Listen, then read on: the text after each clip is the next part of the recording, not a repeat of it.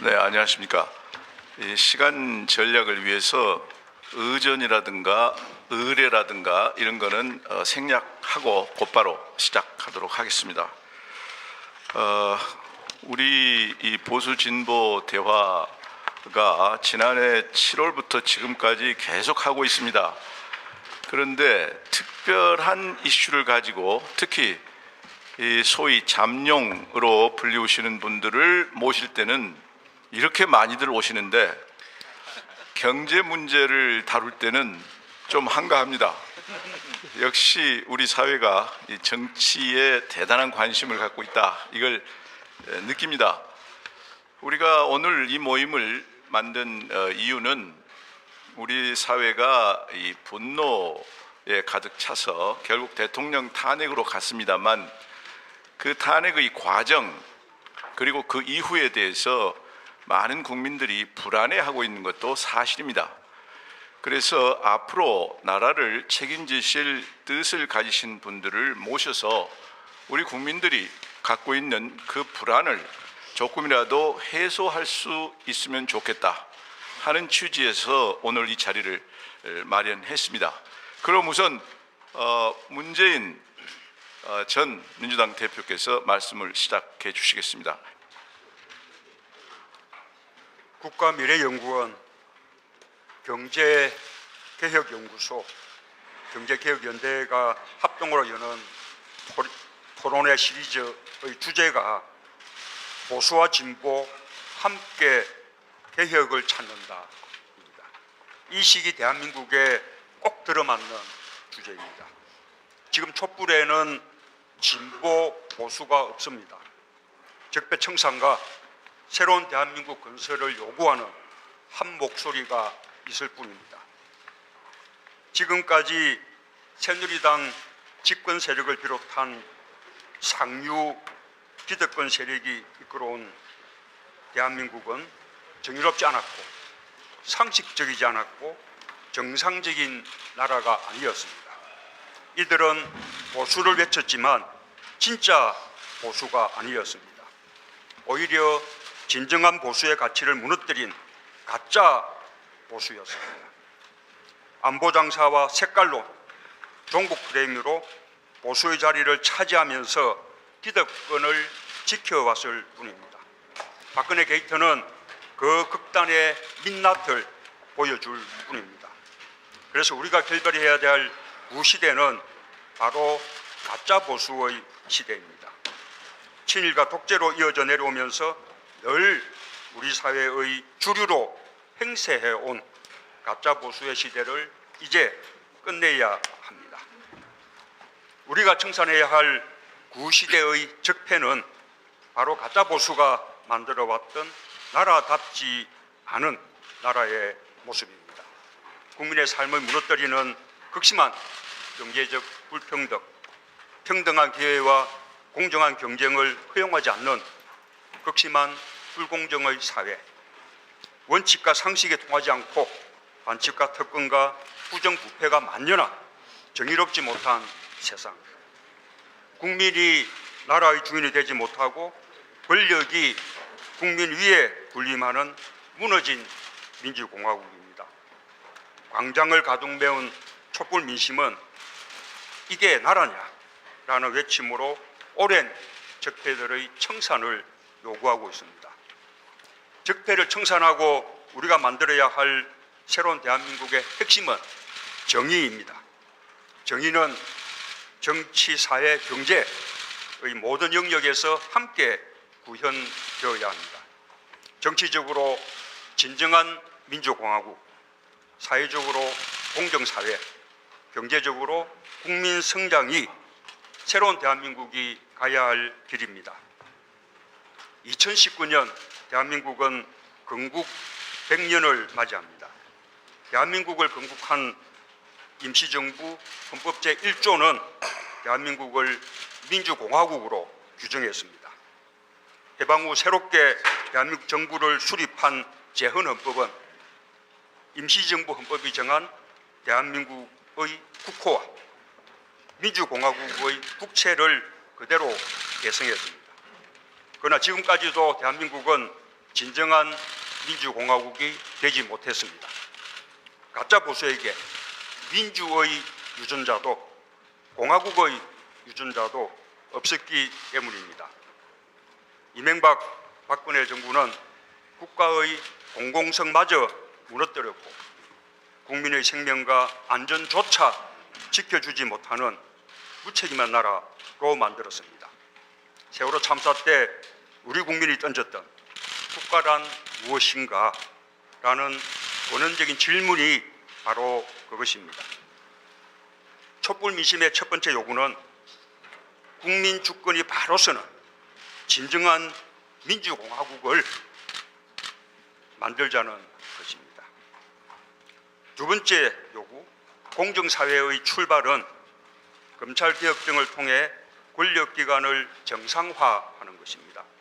재벌개혁, 행정개혁, 입시개혁 등 불공정한 구조와 관행을 바로잡아야 합니다. 부정부패를 대청소하고 반칙과 특권을 반드시 응징해야 합니다. 특히 병력 면탈, 부동산 투기, 위장전입, 세금 탈루, 논문 표절 등 5대 비리 관련자는 고위공직에서 원천 배제해야 합니다. 젊은이들을 학력, 학벌, 스펙과 상관없이 같은 출발선에 서게 하여 평등한 기회를 주고 공정한 경쟁을 보장해야 합니다. 우리 사회 모든 분야, 모든 영역에서 불공정을 혁파해야 청년들이 꿈과 희망을 가질 수 있습니다. 새로운 대한민국에서는 국민이 성장해야 합니다. 국민 개개인의 삶이 최우선의 가치로 존중받아야 합니다. 경제 패러다임의 중심을 국가나 기업에서 국민 개인과 가계로 바꿔야 합니다. 이제 성장은 수출 중심만으로 안 됩니다. 내수 성장과 함께 쌍끌이 성장을 해야 합니다. 경제 교체를 통해 성장의 열매가 국민 개개인에게 돌아가는 국민 성장의 시대를 열어야 합니다. 성장의 열매가 대기업과 부자로만 가지 않고 모든 국민에게 고르게 배분되어 국민의 소비 진작과 내수 확대로 이어져야 비로소 소득주도 성장에 의한 국민 성장을 이룰 수 있습니다. 경제 교체의 첫 번째 과제는 불공정한 재벌 경제를 타파하는 일입니다. 재벌은 투명한 기업 운영과 윤리 경영으로 경쟁해야 합니다. 그동안 재벌은 정경유착으로 공정한 시장 경제를 어지럽혔습니다. 이번에 단호하게 정경유착의 고리를 끊어내야 합니다. 재벌이 부당하게 행사해온 지배구조와 특권구조부터 똑바로 잡아야 합니다. 재벌의 반시장 행위에 가차없는 처벌과 함께 시장에서 퇴출시키는 법과 제도를 정비해야 합니다. 재벌 관계자가 시장에 반하는 중대한 범죄를 저지를 경우 집행유예가 불가능하도록 법정형을 높이고 사면을 금지하여 법 집행의 공정성을 확립해야 합니다. 그동안 재벌은 오늘 일가에 대한 일감 몰아주기와 불법과 편법으로 사내 하청을 일삼아 왔습니다. 이와 같은 거대 자본을 앞세운 재벌의 불공정한 거래와 관행은 전수조차를 거쳐 처벌과 함께 바로잡아야 합니다. 이와 함께 한국에서만 통용해온 비형적 재벌 지배구조와 재벌 지배구조의 핵심인 순환출자와 상호출자에 대한 근본적인 수술도 필요합니다. 두 번째 과제는 중소기업이 살아나는 경제로 전환하는 일입니다. 중소기업이 살아야만 국민경제가 함께 살아납니다. 재벌 대기업에 쌓여있는 700조 사내 유보금이 중소기업과 가계로 흘러내리도록 해야 합니다. 재벌의 갑질과 횡포를 사전에 예방할 수 있도록 징벌적 손해배상제 강화 등 불공정 거래를 근절하기 위한 특단의 제도를 도입하여 중소기업을 보호해야 합니다. 셋째 과제는 청년 실업의 해소입니다. 청년 일자리 문제의 해결이야말로 저출산 고령화 문제의 근본 해법입니다. 따라서 특단의 대책이 강구되어야 합니다. OECD 국가들의 전체 고용에서 공공 부분이 차지하는 비율은 평균 21.3%입니다. 하지만 우리는 7.6%밖에 되지 않습니다. 일자리를 늘리기 위한 특단의 대책으로 공공부문 고용을 OECD 평균의 50% 수준까지 단계적으로 늘려야 합니다. 국민의 생명과 안전과 직결된 공무원은 즉시 충원해야 합니다. 예를 들면 소방관의 법정 정원만 채우더라도 당장 2만 개 이상의 청년 일자리를 늘릴 수 있습니다. 주 52시간의 법정 노동시간을 준수하게 하는 노동시간 단축만으로도 70만 개의 일자리를 늘릴 수 있다고 합니다. 이 경우 줄어드는 노동자들의 임금 문제를 해결하기 위한 사회적 대타협이 필요합니다. 청년 창업의 문도 활짝 열어야 합니다. 네 번째 과제는 비정규직 해소입니다. 비정규직 해법 없이 선진국으로 나갈 수 없습니다. 680만 비정규직의 평균 급여가 150만 원이 넘지 않는 실정입니다. 그야말로 하루 벌어 하루를 연명하는 수준입니다. 비정규직의 실질적 해소를 위해서는 모든 형태의 불합리한 차별을 금지해야 합니다. 근로기준법 개정과 함께 비정규직 차별금지 특별법을 입법해야 합니다. 또한 파견 및 사내 하청 노동자의 사용주도 노무관리와 노무관리의 공동 책임을 지도록 해야 합니다. 사회적 대타협 기구 구성을 통해 비정규직 고용의 사유제한제를 도입해야 합니다. 이러한 과제들에 더하여 저는 공정임금제를 제안합니다. 대기업과 중소기업 간, 정규직과 비정규직 간, 대졸과 고졸 간의 지나친 임금 격차를 줄여서 공정한 노동시장을 만들자는 것입니다. 모두 쉽지 않은 일입니다. 구시대를 대청소하고 국가를 대개조하는 일은 여야를 떠나 이념과 정략을 내려놓고 함께 해야 가능한 일입니다. 시민사회와도 함께 협력해야 합니다. 직접민주주의로 분출된 촛불의 힘을 수용할 수 있는 협력과 연대의 제도화가 필요합니다.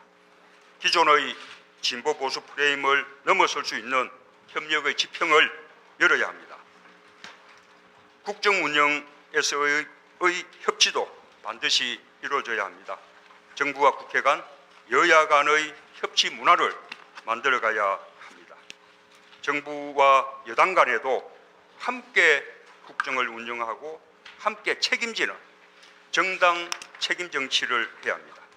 그렇게 하면 당내에서 함께 경쟁하는 후보들도 함께 힘을 모아 정권을 교체하고 함께 힘을 모아 국정을 운영하며 함께 힘을 모아 정권을 재창출하는 협력의 정치를 할 수 있게 될 것입니다. 대한민국의 모든 국민이 한 목소리로 명령하고 있습니다. 나라를 나라답게 만들어라. 이제는 정치가 답해야 할 때입니다. 이념과 진영을 넘어 힘과 지혜를 모아야 합니다. 오늘의 합동 토론회가 보수와 진보를 넘어 정의를 바로 세우는 담대한 변화의 시작이 되기를 바라며 또한 협력의 시작이길 기대합니다. 감사합니다.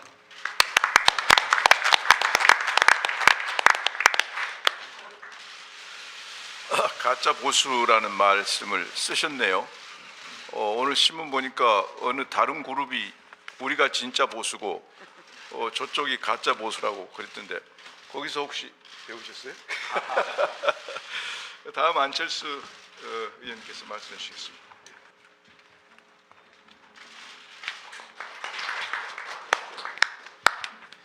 저는 요즘 정치적 상황을 보면서 책임과 공정에 대해서 많은 생각을 하고 있습니다. 민주주의의 위대함은 자율, 공정, 책임의 가치를 제도화한 겁니다. 자율, 공정, 책임의 가치가 살아있을 때 국가는 융성하고 그것이 희미해질 때 국가는 위기에 빠집니다. 자율, 공정, 책임은 국가 공동체의 건강함을 측정하는 가장 중요한 지표입니다. 정치 지도자의 명예는 자신의 행위에 대해 전적으로 자기 스스로 책임진다는 것에 기초하고 있습니다. 우리는 지금 사상 최악의 정치 스캔들을 마주하고 있습니다. 그런데 아무도 책임지는 사람이 없습니다. 대통령은 국민과 국회의 결정을 완전히 능멸하고 탄핵 이유가 없다고 주장합니다. 대통령은 자신이 약속했던 검찰 수사도 거부하고 검찰 공소장을 검사 개인 의견이라고 무시했습니다. 그리고 대통령 탄핵이 가결되었는데 어떻게 책임지고 물러나는 장관이 한 명도 없습니까? 그 어디서도 공직자의 책임 윤리 찾아볼 수 없습니다. 국가의 위기는 이미 드러난 범죄보다 더 뿌리 깊은 곳에 존재하고 있습니다. 새누리당은 공범입니다. 공범인 새누리당은 해체돼야 합니다. 한국 정치를 기형적으로 짓눌러 왔던 1990년 3당 합당 체제가 역사적 종말을 맞고 있습니다. 이것은 한국 정치의 새 질서가 열리는 것을 알리는 희망의 소식입니다. 여소야대를 만든 지난 총선 결과가 탄핵으로 이어졌고 탄핵은 정치의 새 질서를 가지고 올 시작점입니다. 저는 정치를 시작하기 전인 2011년에 현 집권 세력, 즉 한나라당의 세가 확장되는데 반대한다고 분명히 말씀드렸습니다. 서울시장 선거 양보, 대통령 선거 후보 단일화, 그리고 지난 지방선거를 앞두고 통합한 것도 그 주장의 실천이었습니다. 지난 총선에서도 저는 새누리당 지지율을 30% 밑으로 떨어뜨리겠다고 약속했습니다. 국민의당이 야권 분열이 아니라 야권의 확장이라는 것을 입증했습니다. 이제 새누리당은 역사에서 사라질 때가 됐습니다. 이른바 친박이라고 불리는 정치 집단은 대한민국 정치에서 퇴출시켜야 합니다. 주군, 폐륜 등 봉건적 문화에서 빠져나오지 못하는 저들은 민주공화국의 일원이 될 자격이 없습니다. 박근혜 게이트는 국가를 사유해서 사익을 챙긴 민주공화국에 대한 반역 범죄입니다. 친박은 공범입니다. 심지어는 국정조사 위증 교사 혐의도 받고 있습니다. 이러한데도 불구하고 일말의 죄책감은 고사하고 부끄러움도 없습니다. 다시 한번 분명히 말씀드립니다. 저는 이른바 친박이라는 정치 집단과 맨 앞에서 싸울 것입니다. 역사의 현장에서 국민의 손에 의해 완전히 쫓겨날 때까지 맨 앞에서 싸울 것입니다. 최악의 부패 정권이 떨어뜨린 국격을 다시 일으켜 세운 것은 우리 위대한 국민입니다. 칠흑같이 어두운 대한민국을 다시 밝힌 것은 비폭력 평화혁명에 나선 위대한 국민들의 800만 촛불입니다. 국민께서 수백만 개의 촛불을 들고 빛을 이기는 어둠은 없다고 선언하신 겁니다. 국민들의 요구는 헌법과 법률을 위반한 대통령을 탄핵하고 도탄에 빠진 나라를 구하라는 것이었습니다. 상식이 통하는 공정한 대한민국을 만들라는 것이었습니다. 공정은 우리 시대 정치가 해결해야 할 가장 절박한 시대 정신입니다. 지금 국민께서 긴급하게 요구하고 계신 것은 세 가지입니다. 박근혜 대통령 퇴진, 정권 교체, 그리고 부패 구체제 청산입니다. 조속한 헌재 결정을 통한 대통령 퇴진은 국민의 기본적인 요구입니다. 아직 탄핵이 인용되지 않았습니다. 대통령은 모든 혐의를 부인하고 있습니다. 탄핵이 최종 결정될 때까지 정치권이 국민과 함께 최선의 노력을 다해야 하는 이유입니다. 개헌은 해야 합니다.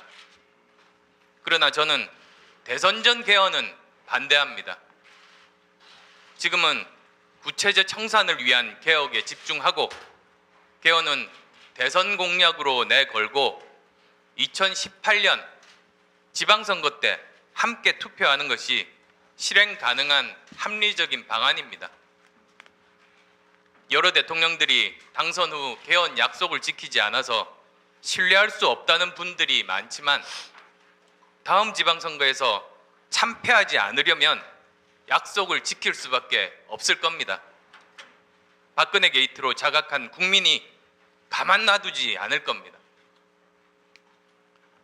저는 헌재에서 탄핵 심판이 진행되는 지금이 국민들이 원하는 개혁 과제를 국회가 제도화할 수 있는 적기라고 생각합니다.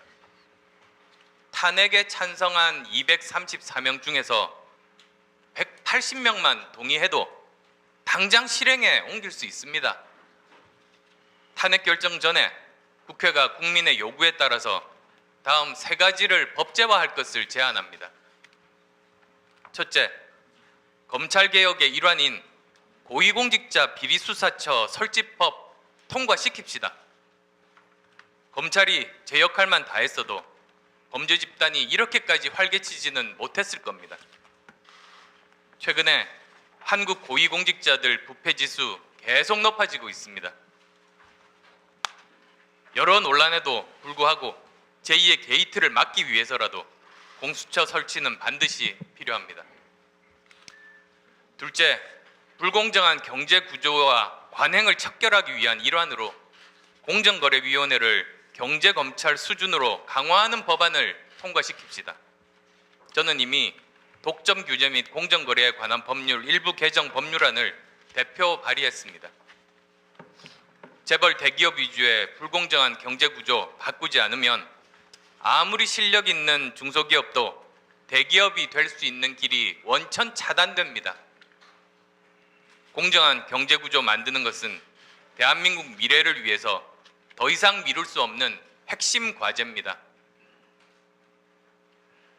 또 국민들은 재벌도 공범이라고 말씀하십니다. 지금 특검팀이 삼성, 롯데 등 재벌 대기업이 이번 게이트에 깊숙이 관계되어 있다고 보고 수사를 집중하고 있습니다. 특히 이번 수사 과정에서 삼성이 국민연금을 사금고처럼 이용했다는 의혹이 제기됐습니다. 여러 차례 말씀드렸습니다만 국민 세금이나 국민연금에 손을 댄 자들은 다시는 사회 복귀하지 못하게 해야 합니다. 엄벌하지 않으면 재발합니다. 법을 위반하는 것이 회사의 이익이라고 생각하는 관행 완전 뿌리 뽑아야 합니다. 셋째, 대통령 결선 투표제 도입을 제안합니다. 정치권은 정파의 이익을 넘어서 우리가 합의할 수 있는 선거제도 개혁에 나서야 합니다. 뿌리 깊은 기득권 양당 체제는 대한민국 미래를 가로막는 최대의 장벽입니다. 갈등을 해소하는 것이 아니라 갈등을 부추기고 문제를 해결하는 것이 아니라 문제를 만듭니다. 국민들의 다양한 요구도 대의하지 못합니다. 국회의원 선거제도 개편하고 대통령 결선 투표제 도입해서 다당제를 제도화해야 합니다. 특히 대통령 결선 투표제 도입을 이번에 반드시 합의해서 법제화해야 합니다. 그 이유는 세 가지입니다. 첫째, 다음 대통령은 최소한 50%가 넘는 지지로 당선돼야만 합니다. 그래야 많은 국민의 동의 하에서 지금의 국가적 위기 상황을 극복할 수 있습니다. 만약에 다자 구도에서 과반에도 훨씬 못 미치는 대통령을 뽑게 되면 부패 구체제 청산이라는 시대적 과제 풀기 어렵습니다. 둘째, 현 대통령 선거제도에서는 자칫 끊임없는 연대 시나리오만 남부하고 정책이 실종될 겁니다. 이번 대선이 대한민국 개혁 과제에 대한 해법을 찾는 과정이 되지 않으면 대한민국 미래는 암울합니다. 대통령 결선 투표제는 정책 선거를 가능하게 할 수 있습니다. 나아가서 결과를 위한 연대가 아니라 결과에 따른 연대, 정치권의 연대가 아니라 국민에 의한 연대를 이룰 수 있는 제도적인 장치입니다. 세 번째로, 현 제도 하에서 헌재 판결 60일 내에 대선이 치러지면 짧은 기간 때문에 사상 최악의 네거티브 선거가 예상된다는 전문가들이 많습니다. 국가적인 과제를 해결해야 할 시기에 가능하면 피해야만 하는 일입니다. 대통령 결선 투표제는 상대를 비방하는 네거티브 선거를 정책 선거로 전환하는 길을 열어줄 겁니다. 정권 교체는 시대적 사명입니다. 부패 구체제 청산의 관문입니다. 친박은 청산돼야 되고 그 누구라도 박근혜 대통령 당선을 도운 사람은 다음 정권을 꿈꿔서는 안 됩니다. 그것이 국가와 국민을 위한 최소한의 도리입니다. 저는 국민의당 중심으로 정권 교체를 위한 모든 노력을 다할 것입니다. 부패 기득권 체제를 청산하는 것은 모든 정치인에게 주어진 시대적 소명입니다. 하지만 부패 기득권은 아주 강구합니다. 결코 스스로 물러나는 법이 없습니다. 우리는 더 이상 머뭇거리거나 뒤로 물러서서는 안 됩니다. 두려움을 극복해야 합니다. 만연한 패배주의를 극복해야 합니다. 불가능에 도전하는 담대한 상상력이 없으면 가능한 것조차 해낼 수 없습니다. 우리는 용감해야만 갈 수 있는 전혀 새로운 길을 가야 합니다. 저는 혈혈단신 광야로 나와서 제3당 정치혁명을 이뤘습니다. 양당 구조를 깨고 여소야대를 만들었습니다. 모두가 불가능하다고 했지만 국민들께서 현실로 만들어 주셨습니다. 부패 기득권 체제를 청산하려면 이러한 국민의 힘을 믿고 또 믿어야 합니다. 정치권의 이익이 아니라 국가와 국민의 이익을 위해서 헌신해야 합니다. 우리 앞에 인구절벽, 수출절벽, 내수절벽, 고용절벽 등 수많은 난제들이 놓여 있습니다. 그러나 미래는 예측하는 것이 아닙니다. 만들어가는 것입니다. 정치인은 미래를 예측하는 사람이 아닙니다. 미래를 만드는 사람입니다. 정치 지도자는 어둠 속에서 두려워하는 국민께 희망의 빛을 밝히는 사람이 되어야 합니다. 오늘 우리가 두려움을 떨치고 전진하면 자율, 공정, 책임의 대한민국을 만들 수 있다고 확신합니다. 고맙습니다.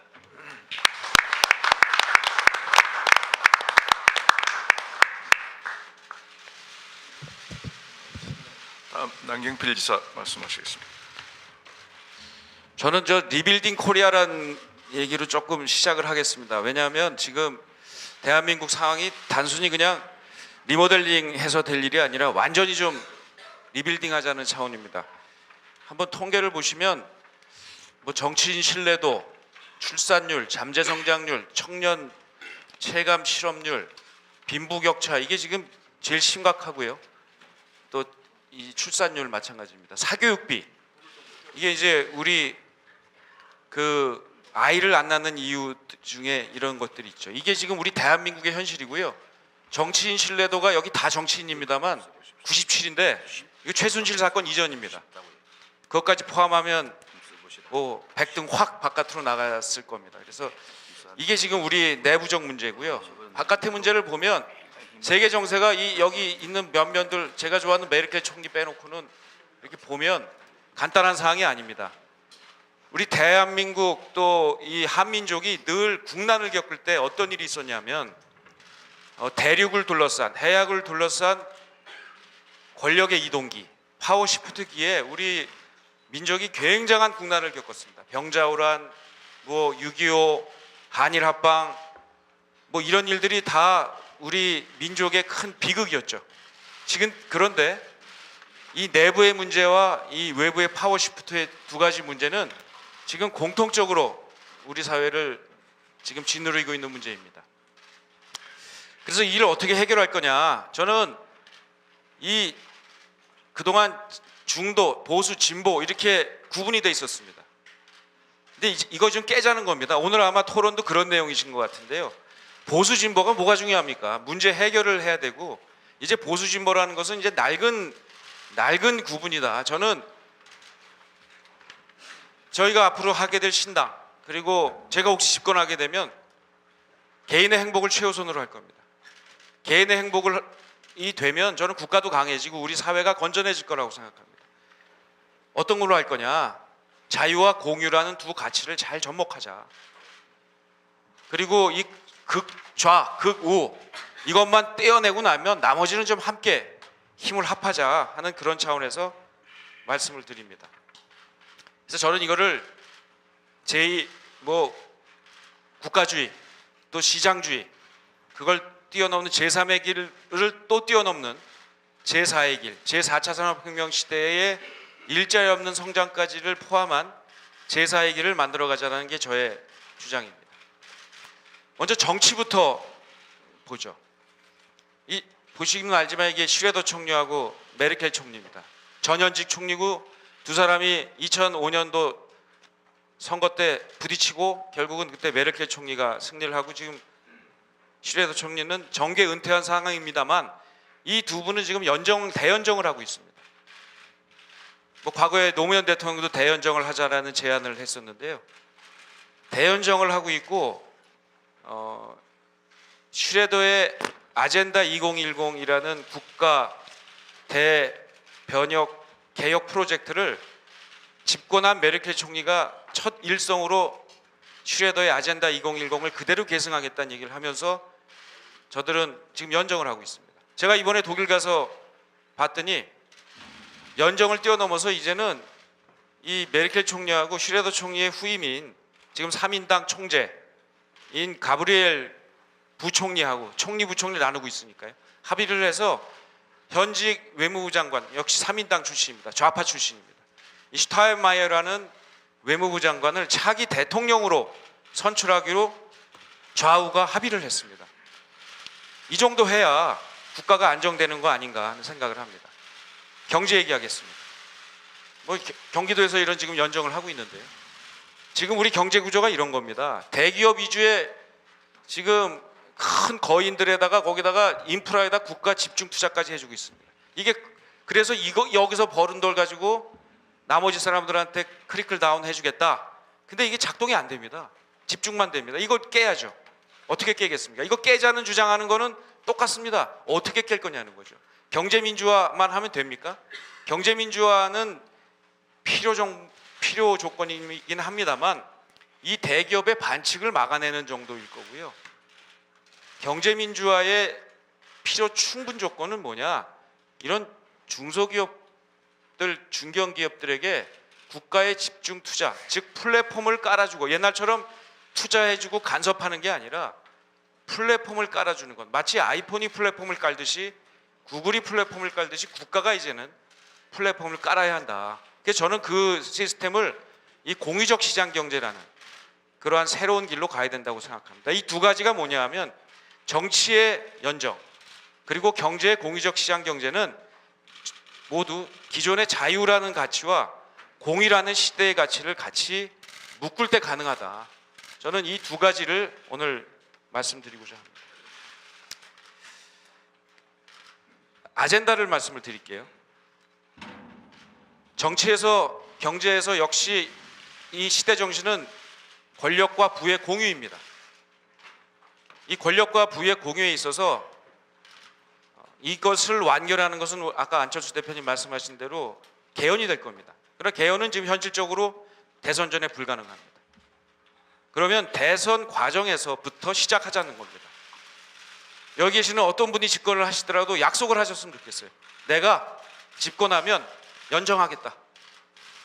집권 과정에서 총선 과정, 대선 과정에서는 치열하게 승부하겠다. 그러나 옛날처럼 치사하게 뭐 남의 약점 잡아서 뭐 네거티브 이런 거 하지 말고 정책 대결을 벌인 다음에 정책 대결 하다 보니 내 정책과 당신 정책이 우리 당과 너희 당이 생각이 비슷한데 이거는 서로 공유하자.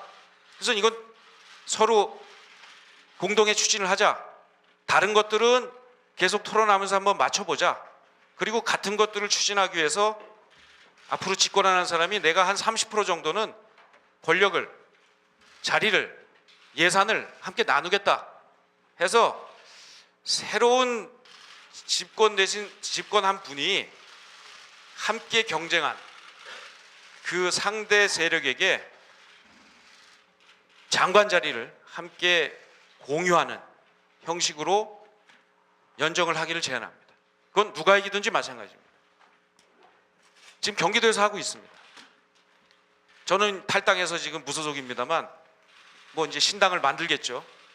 그리고 지금 저희 부지사는 더불어민주당 소속입니다. 제가 뽑은 게 아니라 더불어민주당의 의원님들이 모여서 경선을 해서 뽑아주신 분입니다. 굉장히 훌륭한 분입니다. 그리고 제가 공공기관 인사권도 한 30% 드렸습니다. 그리고 저희 지금 정부 안에는, 행정부 안에는 더불어민주당 소속 두 분의 도의원과 새누리당 소속 두 분의 도의원이 지방장관이라는 형태로 같이 논의를 하고 있습니다. 내각제 실험을 하고 있습니다. 굉장히 효율적입니다. 처음에 논의 과정에서는 시간이 좀 걸립니다만 그 논의된 과정들이 의견을 조정해 가면서 결국 이분들이 가서 자기 정당의 의사결정을 또 선도해 줍니다. 그래서 경기도에서는 지금 굉장히 협치가 실제로 되고 있습니다. 협치는 다른 게 아닙니다. 권력을 공유하는 겁니다. 말로만 협치하는 것은 그것은 저는 말장난이다. 진짜 협치하려면 권력을 공유해야 되고요. 그 권력의 공유는 저는 차기 대통령이 내가 집권을 하더라도 상대방 잘하는 것에 대해서는 장관 자리를 줘서 그 장관이 함께 논의하는 청와대 비서실은 최소화하고 그렇게 해서 협치하는 것, 개헌하지 않아도 됩니다. 그냥 협치의 정신으로 가면 되고 해봤더니 국민들이 이거 좋더라. 이러면 제도화하는 게 저는 개헌이라고 생각합니다. 그래서 저는 이러한 것들을 대선 전에 저는 지난번 경기도지사 선거 때 약속을 했습니다. 제가 당선되면 연정하겠다고 했습니다. 저하고 김준표 후보하고 차이가 0.8%밖에 차이 안 났습니다. 다음 대선에서 지금 뭐 많이 차이가 나는 것 같지만 뭐 이제 결국은 여러 가지 이제 합종 연행들이 일어나면서 결국 다음 대선도 뭐 52대 48 뭐 이 정도 승부가 날 겁니다. 근데 권력은 100대 0으로 나누거든요. 그러면 안 됩니다. 협치하려면 권력을 공유하겠다는 생각을 해주시길 바랍니다. 일자리 문제가 저는 핵심이라고 생각합니다. 정치의 연정이라면 경제에선 일자리인데요. 일자리를 어떻게 우리가 만들지에 대한 논의도 함께 해야 된다고 봅니다. 아까 말씀드린 사교육, 이 사교육 폐지 문제 같은 것을 앞으로 집권한 세력과 집권하진 못했지만 이것을 논의할 수 있는 세력이 함께 사회적 대타협이라는 것은 일방적으로 한쪽이 힘을 가지고 끌고 가는 나라에서 사회적 대타협은 없습니다. 연정과 협치를 하는 나라에서만 사회적 대타협이 가능합니다. 노동개혁 문제 어떻게 할 겁니까? 한쪽에 뭐 48%, 뭐 50% 얻은 대통령이 그 세력이 이런 사회적 개혁을 할 수 있다? 불가능합니다. 이거는 단단한 집권 기반을 만들 때 지금 우리 구조에서는 50%를 넘기가 쉽지가 않습니다. 그렇다면 이러한 사회적 개혁을 위해서도 국가적 아젠다를 위해서도 필수적으로 연정을 해야 합니다. 아까 제가 그래서 사교육 폐지 같은 거 저는 다음 지방선거 때 사교육 폐지하자는 국민투표에 붙이고 그 투표 결과로 국민들이 동의하면 국회가 김영란법처럼 사교육 폐지법을 만들고 하는 대안들을 만들어 나갈 필요가 있다고 봅니다. 자, 저출산 문제가 여러 문제를 야기합니다. 그중에 10년도 안 되는 시간 안에 다가올 현실을 말씀드립니다. 제가 태어날 때부터 제가 65년생인데요. 70년대 초반까지 신생아 수가 100만 명이 넘었습니다. 2005년도에 43만이 태어났습니다. 계속 줄어듭니다. 2005년도에 태어난 아이들이 2025년도에 군대를 갑니다. 2025년도, 2023년도부터 지금과 같은 징병제 체제 하에서 국군을 우리의 군의 병력을 유지하려면 방법이 딱 하나 있습니다. 징병 기간을 40개월로 늘려야 합니다. 대통령 되시고 징병 기간을 40개월로 늘릴 수 있습니까? 근데 아무것도 준비하지 않습니다. 새로운 대안이 필요합니다. 그러면 작지만 강한 군, 그리고 국방에도 예산을 투여해서 과학화하고 현대화하고 그러면서 우리 장병들에게는 충분한 대가를 지불하는, 그래서 모병제로 전환하는 것을 저는 제안을 합니다. 수도 이전도 이제 국토 균형 발전을 위해서 하자는 말씀을 드립니다. 이런 일들을 과연 100석 남짓한 정당 또 50% 남짓한 득표를 한 대통령이 할 수 있을까? 못합니다. 다시 한번 이 권력의 공유를 말씀을 드리고요. 지금은 과거 청산이 굉장히 중요합니다. 이 과거 청산과 미래의 비전을 만들어 가야 되는데 저는 저 독일처럼 서로 집권을 공유하는 그러한 약속을 이번 대선 과정에서 했으면 좋겠습니다. 제가 집권하면 그렇게 하겠습니다. 제가 집권하면 권력을 공유하겠습니다. 그리고 양극단을 배제하고 함께 비전을 나눌 수 있는 그러한 상대 당과 장관 자리를 나누고, 그래서 국민들께 이 협치가 국가를 변모시키고 사회 개혁 아젠다를 할 수 있다는 모델을 보여드릴 것입니다. 이 과정에 할 일들이 있습니다. 과거 청산 중에 대표가 아까 안철수 대표님 말씀하신 대로 새누리당의 해체입니다. 근데 대표님 걱정 안 하셔도 해체됩니다. 그리고 역사의 흐름 속에 이제 지탱이 될 수가 없습니다. 그러니까 이 새누리당 해체를 필두로 해서 아마 지금과 같은 대기업 재벌 구조의 경제 구조도 해체를 해야 될 겁니다. 이런 과정들을 하기 위해서 양극단을 배제하는 노력들을 아울러 하고요. 대선 전에 개헌을 각 후보들이 미래 비전에 대해서 할 겁니다. 그러나 그 이전에 내가 집권하면 집권 초기부터 개헌하지 않은 상태에도 정치적으로 합의해서 할 수 있는 연정부터 하겠다라는 약속을 하자 하는 말씀으로 마치겠습니다. 감사합니다.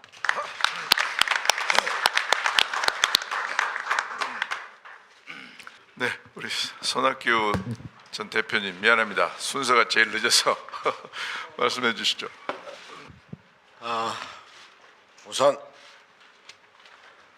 김광두 선생님 오래간만에 반갑습니다. 그리고 장하성 교수님 고맙고요.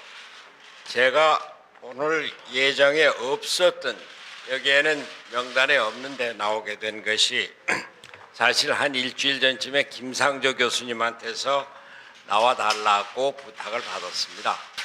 그러나 제가 오늘 광주에 큰 행사가 있어서 못 나가겠다 이랬습니다.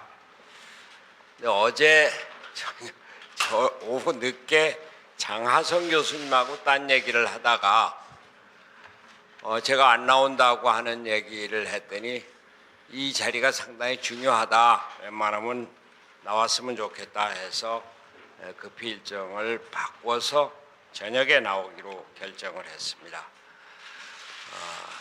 이런 저의 불찰 또 혼동, 혼선을 널리 이렇게 받아주신 김광두 교수님, 장하성 교수님, 김상조 교수님께 감사를 드립니다. 우리는 오늘 국민주권 시대에 살고 있습니다.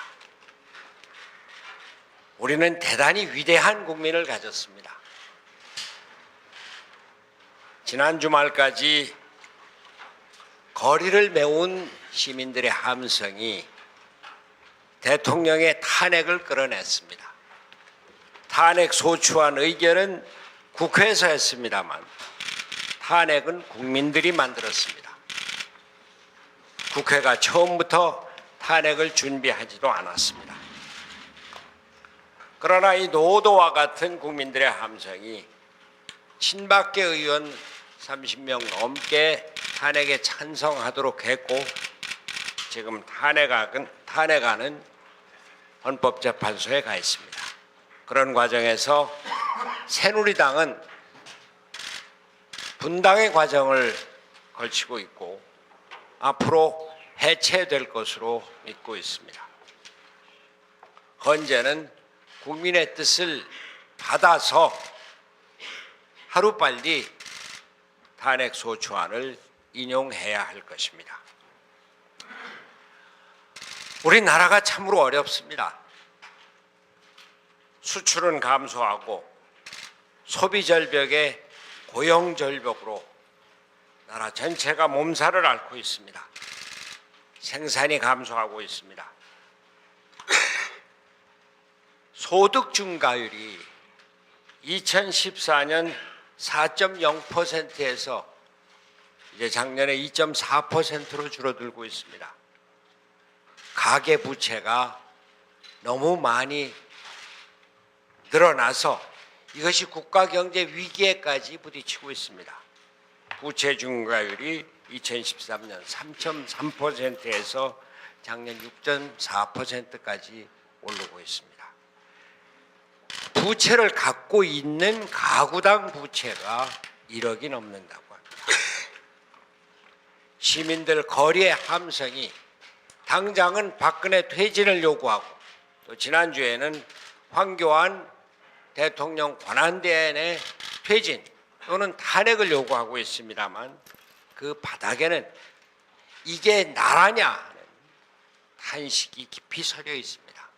경제적 어려움에 대한 한탄이고 불평등과 사회적인 양극화, 특권층에 대한 반론입니다. 시민들이 길거리에서 함성으로 대통령을 몰아냈다면 그 뒤를 책임져야 하는 것은 정치권입니다. 이게 나라냐 하는 구체제에 대한 반발을 받아들여서 새로운 사회를 건설하고 새로운 시스템을 건설해야 하는 것은 정치권의 책임입니다. 청산이 국민의 요구였다면 건설은 정치권의 책임이 되는 것입니다. 새로운 사회, 특권층이 없는 세상이래야 합니다. 정의라가 더 이상 없는 세상이래야 합니다. 법 앞에 평등하고 함께 잘 사는 나라에 대한 요구, 이것이 새로운 사회에 대한 요구입니다. 거기에는 제왕적 대통령의 황제 권력, 무한 권력의 폐지가 담겨 있습니다. 최순실과 같은 비선실세가 없는 나라에 대한 요구입니다. 그러나 보십시오. 역대 정권에 실세가 없는 정권이 있었습니까? 문고리 없는 정권이 있었습니까? 역대 정권 모두가 자식의 비리, 친척의 비리, 형님의 비리, 또 측근 비리로 나라가 얼룩졌습니다. 이 특권을 없애는 나라, 이것이 새로운 사회 건설 개혁의 요구입니다. 그 개혁은 헌법 체제의 변화를 요구하고 있습니다.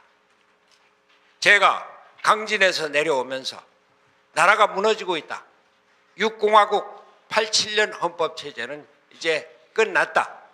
새로운 7공화국 체제를 만들어야 되겠다고 주장을 하고 나섰습니다. 그러나 그것은 이 거리 민심이 대통령을 탄핵해서 그 자리에서 물러나게 하고 새로운 사회를 요구하는 거대한 함성에 뒤덮였습니다.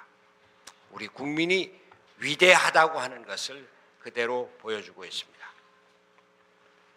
개헌은 개혁입니다. 호호는 기존 체제를 수호하자는 것입니다. 기득권 세력, 특권 세력, 패권 세력을 지키자는 것이 호헌입니다. 개헌을 이긴 호헌은 없습니다. 개헌에 대한 국민들의 지지가 날로 높아지고 있습니다.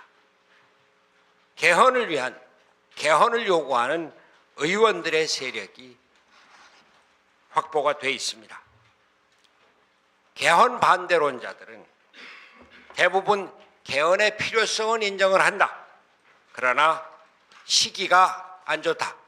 지금 대선부터 해야 된다. 그러나 우리 생각해 보십시오. 개헌 시기는 충분합니다. 개헌은 지금 여러 차례 있었습니다만 본격적인 개헌은 2번 있었습니다. 4.19 학생혁명에 의한 개헌, 그리고 87년 6월 항쟁에 의한 개헌입니다. 그 개헌은 각각 2개월에서 4개월 정도밖에 걸리지 않았습니다. 우리나라 개헌론이 오랫동안 있어 왔습니다. 국회에서만 4년 아니 8년 동안 그 넘게 개헌 논의가 있어 왔습니다. 사회 시민단체에서 개헌 논의를 오랫동안 진행해서 개헌안이 여러 차례 나왔고 이만큼 두꺼운 책자로도 나와 있습니다. 시간은 충분합니다. 의지와 결단의 문제입니다. 선택의 문제입니다. 조기 대선 좋습니다. 조기 대선 준비해야 됩니다. 만약에 헌법재판소가 1월이나 2월 또는 3월에 대통령 탄핵소추안을 인용을 한다면 그때까지 진행된 개헌 논의를 대통령의 선거 공약으로 하고 그러고 대통령 선거를 치르면 됩니다. 헌재가 국민의 요구를 하루빨리 받아들여서 국정공백을 메꿔야 합니다. 그러나 그 헌재가 바로 2, 3개월 안에 탄핵을 의결한다. 누구도 장담하지 못하는 것입니다. 정치권은 국민의 요구를 담아서 헌법체제를 바꾸는 일 지금부터 준비를 해야 된다는 말씀입니다. 오늘 아침 신문 4당 체제 출범이 거의 모든 신문의 제목이었습니다. 이제 다당제는 우리나라의 불가피한 현실이 되었습니다. 지난 4.13 총선에서 이미 3당 체제가 구축이 되었고 비박계 탈당으로 4당 체제가 되었습니다. 앞으로 또 정당들이 나올 것입니다. 누가 대통령이 돼도 야당입니다. 야당으로 국회를 어떻게 통제를 하겠습니까? 이제는 협치와 합의제 민주주의는 우리나라의 불가피한 미래가 되고 현실이 되었습니다. 연립정부 불가피합니다. 박근혜 정부 온갖 비리 정권의 농단으로 물러났습니다만 그러나 그것이 옳건 그르건 간에 박근혜 대통령이 요구했었던 4대 개혁 국회에서 한 발짝 한치라도 앞으로 나갔습니까? 이것이 우리 정치 현실이고 이것이 지금 87년 헌법체제가 갖는 비효율성입니다. 김대중 대통령 때 DJP 연정이 있었습니다. 그러나 그때도 어땠습니까? 국무총리를 6개월이나 임명하지 못해서 서리체제로 움직였고 그 연정체제가 불과 2년 만에 파탄이 났습니다. 그리고 그 연정체제의 내용은 어땠습니까? 저는 이제 우리가 이러한 다당제의 현실, 협치의 필요성, 합의제 민주주의의 요구, 이것을 정치권이 제도로 받아들여야 된다고 주장하는 것입니다. 제가 생각하는 헌법 개정 권력 구조의 대안은 독일식의 책임 총리제입니다. 독일에서는 의원 내각제라는 표현을 쓰지 않고 독일의 수상은 프라임 미니스터가 아니라 칸슬러, 영어로 찬슬러입니다. 대통령과 국무총리의 중간쯤 되는 제도입니다. 독일의 총선에서는 각 당의 비례대표 1번이 총리 후보로 나서게 됩니다. 그 총리가 지휘하는 총선에 의해서 집권당이 결정이 되고 다수당 2당, 3당이 결정이 됩니다. 독일은 지난 70여 년 동안 국무총리가 8명밖에 바뀌지 않았습니다. 정치적인 안정을 이룬 것입니다. 통일을 이루었습니다. 세계 최고의 경제적인 경쟁력을 갖춘 나라가 되었고 유럽을 지휘하는 나라가 되었습니다.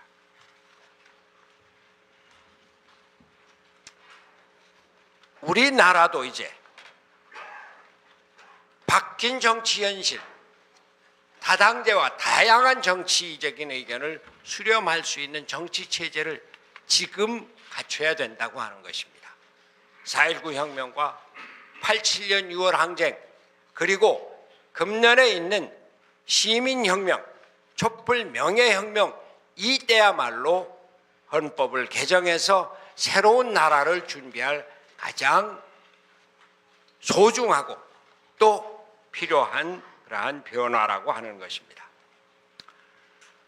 제가 처음 말씀드렸습니다만 우리는 국민주권 시대에 살고 있습니다.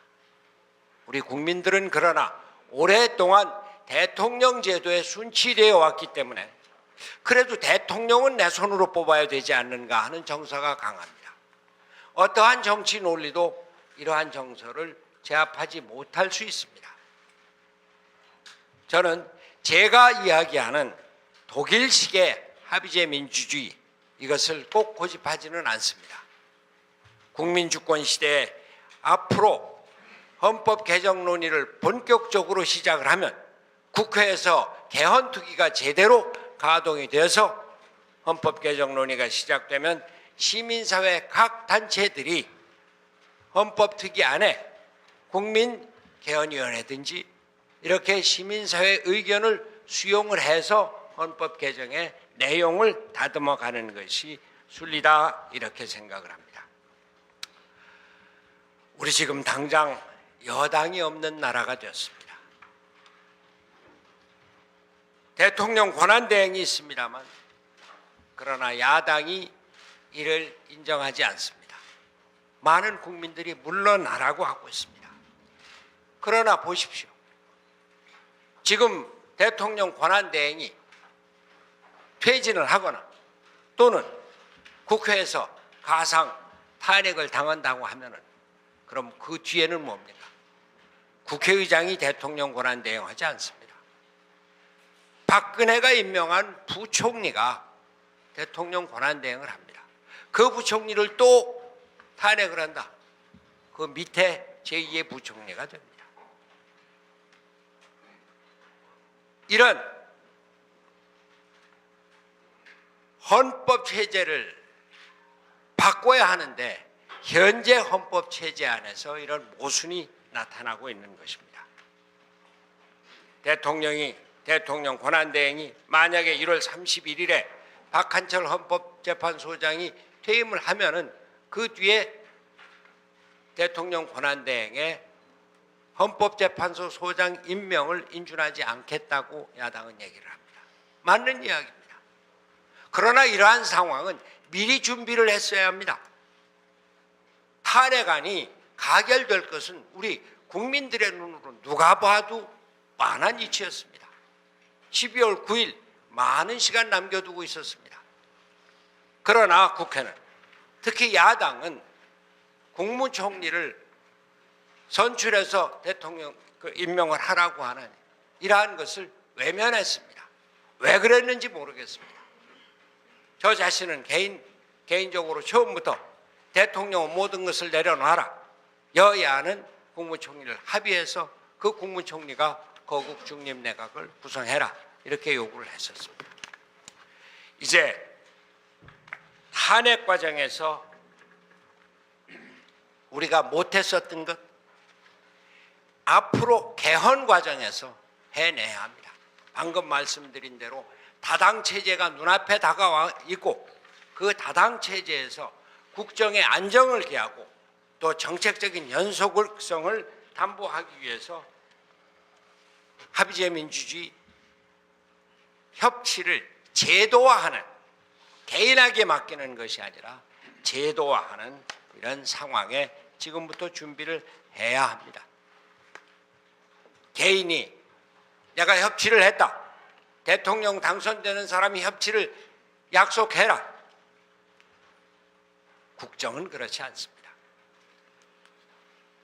지금부터 우리나라의 미래를 책임지고 준비하는 정당, 특히 야당의 자세가 중요합니다. 이렇게 해서 우리 청년들에게 희망을 주어야 합니다. 일자리를 만들 체제를 갖추어야 합니다. 3포 세대, 7포 세대 이 낭망에 우리 정치권이 새로운 희망을 줄 수 있어야 합니다.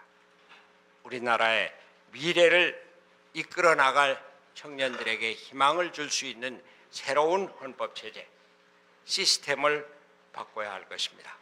네, 감사합니다.